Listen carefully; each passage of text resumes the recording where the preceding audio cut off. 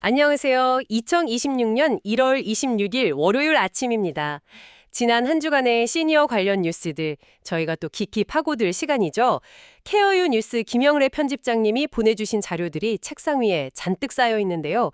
오늘 저희의 임무는 이 기사들 속에서 2026년 현재 시니어의 삶을 둘러싼 진짜 현실과 또 미래의 방향을 함께 짚어보는 겁니다. 네, 저도 자료를 쭉 훑어보는데 정말 흥미로운 지점들이 많더라고요. 특히 서로 완전히 모순되는 것처럼 보이는 현상들이 동시에 벌어지고 있다는 점이요. 아, 모순이요? 네, 예를 들어 볼까요? 한쪽 기사에서는 시니어 세대가 역사상 가장 부유한 자산가 그룹이다 이렇게 말하는데요. 바로 그 옆에 다른 기사에서는 60대 이상의 파산 신청 비율이 역대 최고치를 찍었다 이렇게 나란히 실려 있습니다. 바로 그겁니다. 풍요와 빈곤, 또 최첨단 돌봄과 끔찍한 학대, 새로운 기회와 깊어지는 소외, 이런 뭐랄까 극과 극의 모습들이 막 뒤섞여 있는 거죠. 맞아요. 이 모순적인 지점들을 하나씩 따라가다 보면 어쩌면 우리가 놓치고 있던 더 큰 그림을 발견할 수 있을지도 모릅니다. 좋습니다. 자, 그럼 본격적으로 한번 파고 들어가 볼까요? 첫 번째 이야기는 역시 돈 문제입니다. 가장 먼저 눈에 들어온 기사가 이거였어요. 55세에서 69세 시니어분들 있잖아요.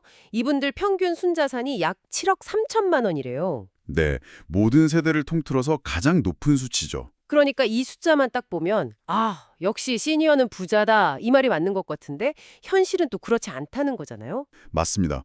그 7억 3천이라는 숫자에 일종의 함정이 숨어 있죠. 자산의 대부분 거의 80%가 지금 살고 있는 집 한 채에 묶여 있다는 겁니다. 아, 집에 다 묶여 있는 거군요. 네, 당장 떠내 쓸 수 있는 금융자산은 평균 1억 5천만 원에 불과해요. 소위 부동산에 갇힌 자산인 셈이죠. 잠깐만요. 그게 좀 이상하게 들리는데요. 아무래도 순자산이 7억이 넘는 분들이 왜 빚 때문에 파산을 한다는 거죠?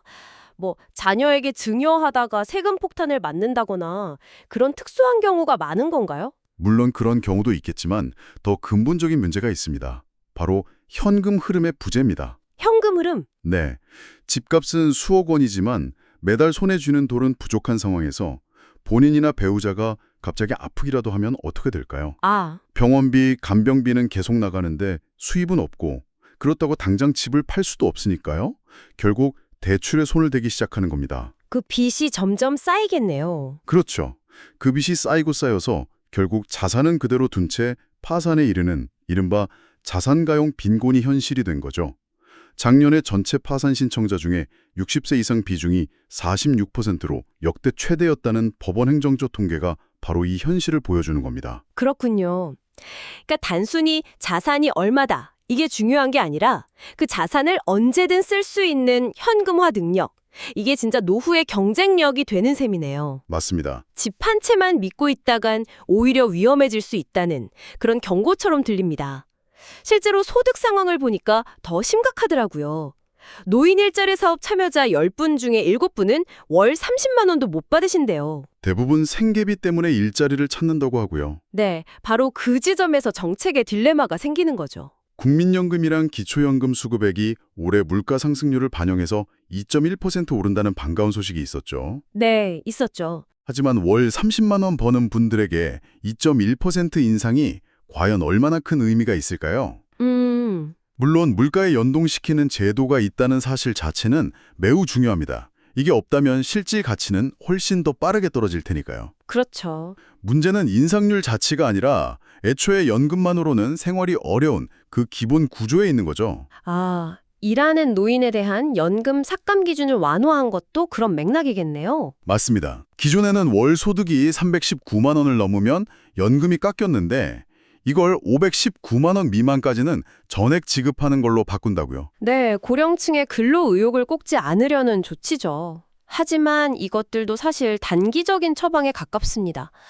근본적으로는 부동산에 묶인 자산을 연금처럼 현금 흐름으로 바꿀 수 있는 주택연금을 더 활성화한다거나 다양한 금융상품을 개발하는 등 자산 구조 자체를 다각화할 수 있는 정책적 지원이 정말 시급해 보입니다. 안정적인 현금 흐름, 이게 중요해지는 건 결국 예상치 못한 큰 지출이 생기기 때문일 텐데요. 특히 돌봄 문제가 닥쳤을 때 가장 현실적으로 와 닿을 것 같아요. 마침 이번 주 뉴스 중에 인구 구조의 변화를 아주 상징적으로 보여주는 기사가 있더라고요. 이걸 보고 저는 정말 깜짝 놀랐습니다. 혹시 그 성인용 기저귀 이야기 하시는 건가요? 맞습니다. 2024년 기준으로 성인용 기저귀 생산량이 어린이용 기저귀 생산량을 사상 처음으로 넘어섰다는 거예요. 아, 드디어. 네. 식약처 통계니까 이건 정확한 사실이잖아요. 인구 변화를 말로만 듣다가 이런 수치를 직접 보니까 정말 시대가 바뀌었구나. 실감이 나더군요. 시장이 가장 정직하게 반응하고 있다는 명확한 신호죠. 돌봄 산업은 이제 단순히 복지 차원을 넘어서 거대한 비즈니스 영역으로 재편되고 있습니다. 그러면서 과거에는 정말 상상도 못했던 서비스들이 등장하고 있어요. 어떤 것들이요? 방주 시내 한복판, 원래 호텔로 쓰이던 건물에 들어선 주간보호센터 기사가 아주 인상적이었습니다. 보통 요양시설하면 도시 외곽이 좀 어두운 이미지를 떠올리는데 여긴 완전히 다르더라고요. 저도 그 기사 봤어요. 무슨 고급 스파처럼 피부 관리에 프스파 서비스까지 있고 스마트 기기로 재활 훈련도 하고요. 완전 힙한 공간이던데요. 그렇죠. 비용이 엄청 비쌀 줄 알았는데 월 본인 부담금은 20만 원대로 기존 시설과 똑같다고 해서 더 놀랐어요. 그게 바로 규모의 경제와 혁신의 힘입니다. 케어링이라는 스타트업이 운영하는 곳인데 전국적으로 시설을 늘리면서 구매력을 높여서 비용을 낮추고요. IT 기술을 도입해서 운영 효율을 극대화한 거죠. 신한라이프나 KB라이프 같은 금융 대기업들도 솔라체, 강동빌리지 같은 프리미엄 요양시설을 열면서 본격적으로 이 시장에 뛰어들고 있고요. 이제 돌봄도 어디서 받느냐에 따라 경험의 질이 완전히 달라지는 시대가 온 겁니다. 그런데 바로 그 지점에서 좀 불안한 마음이 들기도 합니다. 이렇게 좋은 시설들이 생겨나는 건 반가운 일이지만 결국 이게 새로운 사회적 격차를 만드는 건 아닐까 하는 걱정이요. 네, 날카로운 지적이십니다. 모두가 이런 프리미엄 서비스를 누릴 수는 없을 텐데 그렇지 못한 곳의 현실은 어떤가 하는 거죠. 빛이 강하면 그림자도 짙어지는 법이죠. 공교롭게도 이번 주에는 전남 여수의 한 요양원에서 발생한 끔찍한 노인학대 사건이 보도됐습니다. 그 CCTV 영상. 네. 요양보호사가 거동이 불편한 치매 노인의 머리를 밀쳐 눕히고 얼굴을 때리는 장면까지 그대로 담겨 있었어요. 또 한국장기요양학회 연구를 보니까 요양시설 10곳 중 8곳에서 여전히 환자의 손발을 묶는 신체 구속이 관행처럼 이루어지고 있다는 결과도 있었고요. 세상에. 돌봄이 사업화되면서 자본과 혁신을 갖춘 곳과 그렇지 못한 곳의 서비스 질이 극단적으로 벌어지고 있는 겁니다. 이런 문제를 해결하기 위해 기술을 활용하려는 시도도 있잖아요. AI 스피커를 이용한 돌봄 서비스 같은 것들이요. 네, 제주연구원 보고서를 보면 AI 스피커가 어르신 식사하셨어요? 이렇게 묻고 말벗이 되어주는 것만으로도 정서적 만족도가 매우 높았다고 합니다. 오, 효과가 있네요. 하지만 동시에 치명적인 한계도 드러났죠. 인터넷 연결이 불안정해서 어르신이 살려줘! 라고 외쳤는데도 긴급 호출이 안 된 사례가 있었던 겁니다. 이런. 가장 중요할 때 작동을 안 한 거네요. 그렇죠. 결국 기술은 훌륭한 도구이지만 그 자체로 해결책이 될 수는 없다는 걸 보여줍니다. 사람 중심의 케어 철학과 제도적 보완이 함께 가지 않으면 기술은 그저 장식품에 그칠 수 있다는 숙제를 남긴 셈이죠. 돌봄 문제 중에서도 많은 분들이 가장 두려워하고 걱정하는 게 바로 치매일 텐데요. 다행히 이번 주에는 치매와의 전쟁에서 한 걸음 더 나아가는 좀 희망적인 소식들이 많았습니다. 네, 특히 치료제 개발 분야에서 아주 중요한 진전이 있었죠. 미국 제약사 일라일릴리의 램터네축이라는 신약 후보 물질 소식인데요. 램터네툭이요? 네, 이게 왜 중요하냐면 기존 치매 치료제들은 몇 시간씩 병원에 누워서 정맥 주사를 맞아야 했거든요. 맞아요. 굉장히 번거롭죠. 환자 본인도 힘들고 매번 모시고 가야 하는 보호자도 정말 고역이었죠. 그런데 이 램터네툭은 집에서 편하게 맞는 피하 주사 방식이라 치료의 패러다임 자체를 바꿀 수 있는 겁니다. 와, 그건 정말 엄청난 차이네요. 단순히 새로운 약이 아니라 일상으로 돌아갈 기회를 주는 셈이군요. 맞습니다. 국내 기업들도 개발 경쟁에 뛰어들고 있다고요? 그렇습니다. 국내에서는 주사제가 아닌 먹는 약, 즉 경구용 치료제 개발이 한창이고요.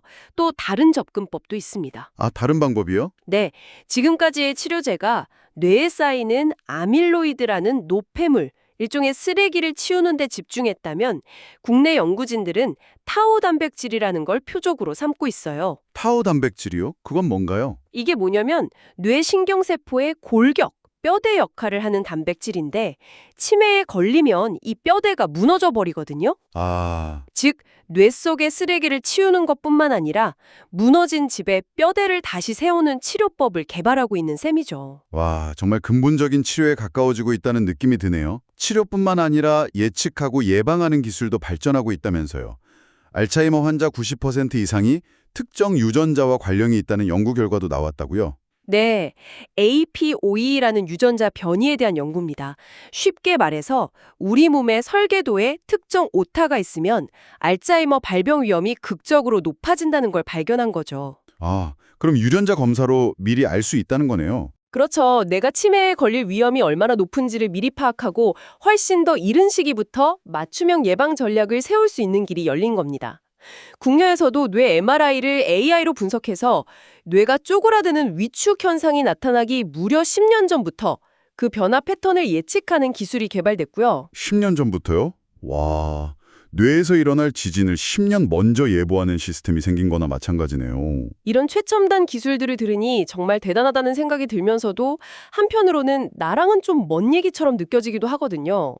당장 오늘 우리가 실천할 수 있는 건 없을까 찾아봤는데 재밌는 게 몇 가지 있더라고요. 어떤 거죠? 우선 머리가 크면 치매에 덜 걸린다는 속설. 이건 전혀 근거 없는 이야기로 판명났습니다. 하하, 저도 그 기사 봤습니다. 안심하거나 실망하신 분들 많았을 것 같네요. 대신 아주 간단하면서도 과학적으로 효과가 입증된 방법이 있었죠. 바로 느린 호흡 명상입니다. 아, 명상이요? 네. 1분에 6번 정도. 그러니까 5초 동안 숨을 들이마시고 5초 동안 내쉬는 걸 반복하는 건데요.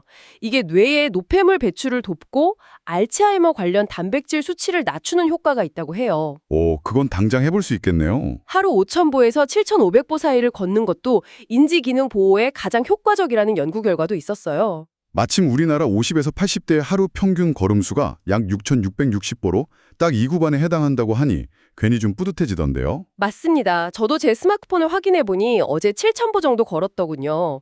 이게 치매 예방에 가장 효과적인 구간에 속한다니 괜히 기분이 좋아지네요. 정말 대단한 노력이 아니더라도 일상 속 작은 습관으로 충분히 건강한 뇌를 지킬 수 있다는 희망을 주는 연구 결과들입니다. 네. 지금까지 경제, 돌봄, 건강 문제처럼 시니어 세대가 마주한 여러 어려움에 대해 이야기했는데요. 그런데 정말 흥미로운 건 기사들 속에서 시니어들 스스로가 이런 문제들에 주저앉지 않고 사회 주체로서 새로운 역할을 찾아 나서는 모습이 정말 많이 보였다는 점입니다. 아, 돌봄의 대상에서 사회적 자원으로 스스로를 재정의하는 움직임이라고 할 수 있겠네요. 맞습니다. 경북 영주에서 지역 문화유산을 해설하는 시니어 도선트를 양성한다는 소식이나 군포시 3번 도서관에서 어르신들을 북클럽 리더로 키워낸다는 기사가 대표적이에요. 자신의 경험과 연륜을 지식과 이야기로 풀어내서 다음 세대와 연결하는 역할을 하는 거죠. 문화의 주역으로 활약하는 모습도 인상 깊었어요. 양천구립 실버 합창단이 베트남 국제합창대회에서 금상을 받았다는 기사를 보면서는 저도 모르게 박수를 쳤습니다. 아, 정말 대단하네요. 또 일본에서는 화려한 컨텐츠가 아니라 조용히 자신의 소박한 일상을 보여주는 시니어 유튜버들이 큰 인기를 끌고 있다고 해요. 과장하지 않고 지금의 삶을 있는 그대로 보여주는 모습이 많은 사람들에게 공감과 위로를 주는 거죠. 이러한 흐름은 초고령 사회를 먼저 경험한 일본에서 더 구체적으로 나타납니다. 일본에서는 고령자를 더 이상 보호해야 할 대상이 아니라 사회의 핵심 인적 자산으로 보는 인식의 전환이 이미 시작됐습니다. 인식의 전환이요? 네, 평균 연령 72세, 60세 이상만 채용하는 인재 파견 업체, 주식회사, 고령사 같은 곳이 대표적이죠.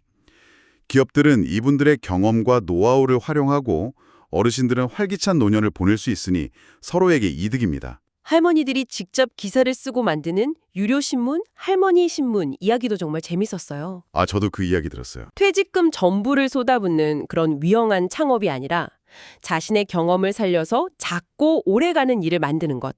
이게 새로운 노년의 일자리 모델이 될 수 있겠구나 싶었습니다. 맞습니다. 이번 주 기사 중에 지혜는 낭비되고 몸만 쓰는 노년이라는 제목이 있었는데 정말 가슴을 찌르는 표현이었습니다. 우리 사회에 쌓여있는 시니어들의 경험과 지혜라는 엄청난 자원을 우리는 너무 쉽게 낭비하고 있는 건 아닐까요? 이 지혜를 어떻게 사회적으로 잘 활용하고 다음 세대로 연결할 것인가? 이게 초고령 사회가 마주한 가장 핵심적인 과제라고 생각합니다. 오늘 케어연 뉴스의 기사들을 통해 2020년 시니어의 삶을 다각도로 들여다봤습니다. 높은 자산 뒤에 숨은 경제적 불안, 돌봄의 산업화가 가져온 빛과 그림자, 또 치매 극복을 향한 과학의 눈부신 발전, 그리고 스스로 자신의 가치를 증명해내는 새로운 노년의 모습까지 정말 복잡하고 역동적인 변화의 한복판에 서 있다는 걸 다시 한번 느낄 수 있었습니다. 네, 오늘 우리가 나눈 모든 이야기를 관통하는 하나의 질문이 있다면 바로 우리는 준비되었는가일 겁니다. 단순히 개인이 노후 준비를 잘 했느냐 이 차원을 넘어서서 우리 사회 시스템 전체가 이 거대한 변화를 맞이할 준비가 되어 있느냐는 질문이죠. 마지막으로 청취자 여러분께 이런 질문을 하나 던지면서 마무리하고 싶습니다. 이번 주 기사 중에 노노개우, 즉 노인이 노인을 돌보는 현상을 넘어서 이제는 노인이 늙은 반려동물을 돌보는 더블 고령화 시대가 왔다는 내용이 있었습니다. 저도 그 기사 봤어요. 처음에는 그냥 흥미로운 기사라고 생각했는데 곱씹어 볼수록 많은 생각을 하게 하더라고요. 돌봄의 대상과 기간이 과거와는 비교할 수 없을 정도로 확장되고 있다는 의미니까요. 맞습니다. 우리의 수명이 길어지면서 이제 우리는 부모님을 돌보는 것을 넘어서요. 수십 년을 함께한 반려동물의 마지막을 돌봐야 하고 주변의 친구들을 돌봐야 하고 무엇보다 예전보다 수십 년은 더 길어진 나 자신의 노후까지 돌봐야 하는 시대에 살고 있습니다. 이렇게 새로운 돌봄의 시대에 우리의 사회 구조와 공동체, 그리고 무엇보다 우리 각자의 마음은 과연 준비가 되어 있을까요? 오늘 밤 한 번쯤 깊이 생각해 볼 문제가 아닐까 싶습니다.